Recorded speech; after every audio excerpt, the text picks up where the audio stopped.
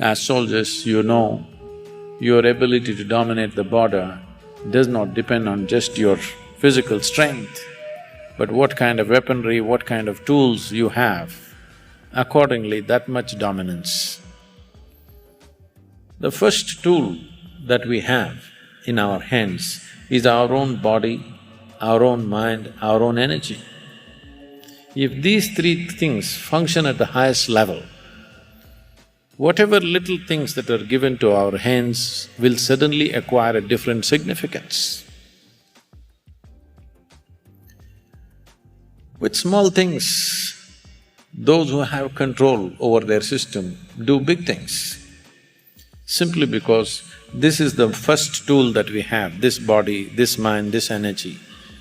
Bringing some mastery over that will make a world of difference, particularly for a soldier, because it's a demanding life, it's a lonely life.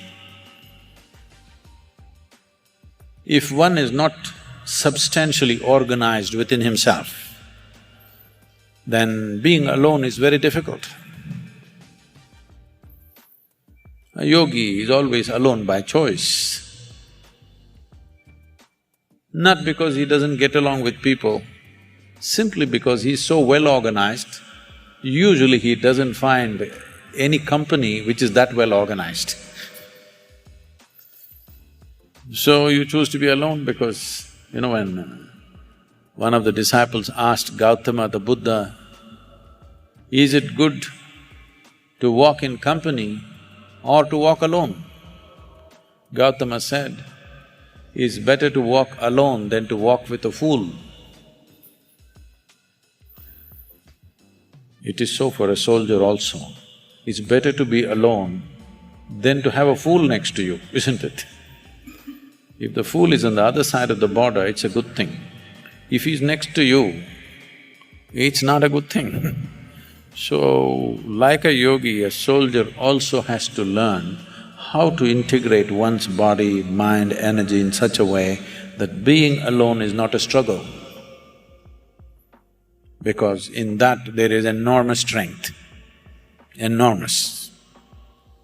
A human being becomes phenomenal simply because his ability to organize himself in such a way that being alone is not an issue.